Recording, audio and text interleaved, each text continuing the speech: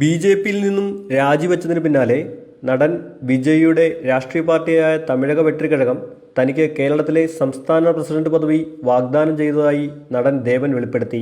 ദേശീയ മാധ്യമമായ NDTVക്ക് നൽകിയ പ്രത്യേക അഭിമുഖത്തിലാണ് അദ്ദേഹം ഇക്കാര്യം വ്യക്തമാക്കിയത്.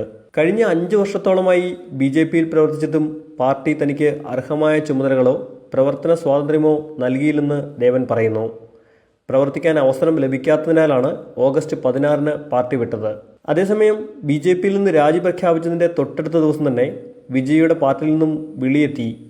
TVK പ്രതിനിധികൾ ചാലക്കുടിയിലെ ദേവന്റെ വീട്ടിലെത്തി വിശദമായ ചർച്ചകൾ നടത്തി.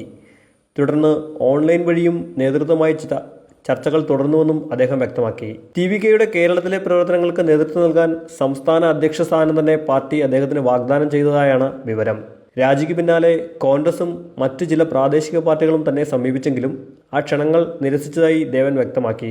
സെപ്റ്റംബർ 10-ന് ശേഷം ചെന്നൈയിലെത്തി വിജയുമായി നേരിട്ട് കൂടിക്കാഴ്ച നടത്തിയ ശേഷമായിരിക്കും അന്തിമ തീരുമാനങ്ങൾ ഉണ്ടാകുക എന്നും അദ്ദേഹം വ്യക്തമാക്കുന്നു.